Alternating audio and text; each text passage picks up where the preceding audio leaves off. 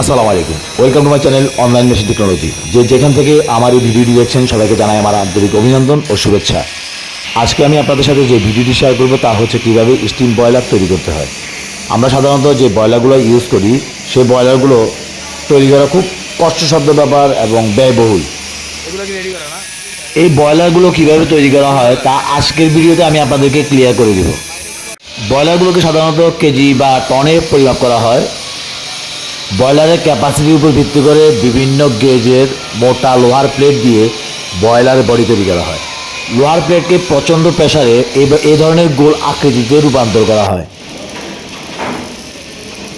এবং প্রত্যেকটা জয়েন্টে খুব ভালো মানের উচ্চ ক্ষমতা সম্পন্ন ওয়েল্ডিং মেশিন দ্বারা ওয়েল্ডিং করা হয়।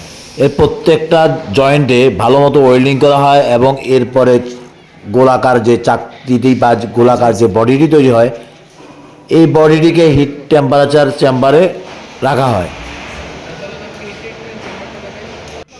এটি হচ্ছে ওয়েল্ডিং মেশিন, যেটা বয়লারের বডিকে ঝালাই করার জন্য বা ওয়েল্ডিং করার জন্য এই মেশিনটি ইউজ করা হয়। এটি খুবই উচ্চ ক্ষমতা সম্পন্ন একটি ওয়েল্ডিং মেশিন। এরপর বয়লারের বডিটিকে একটি পার্টিশন দ্বারা দুটো ভাগে ভাগ করা হয়। এক ভাগ হচ্ছে বার্নারের জন্য এবং অন্য ভাগ হচ্ছে স্টিমের জন্য।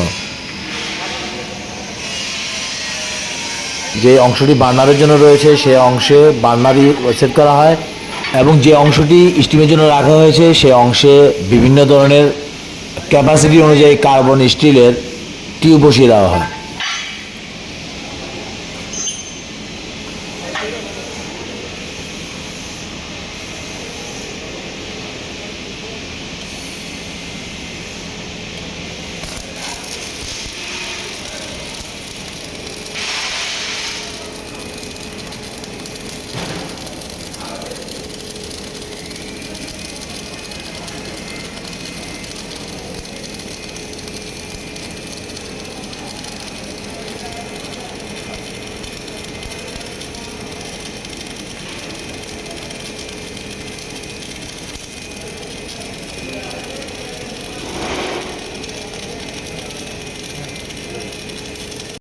এই ওয়েল্ডিং মেশিন দিয়ে বয়লার জ্বালাই করার জন্য এই ধরনের মেটাল ইউজ করা হয়।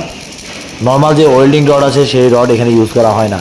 এই ধরনের স্পেশাল মেটাল ইউজ করা হয় এই ওয়েল্ডিংয়ের জন্য।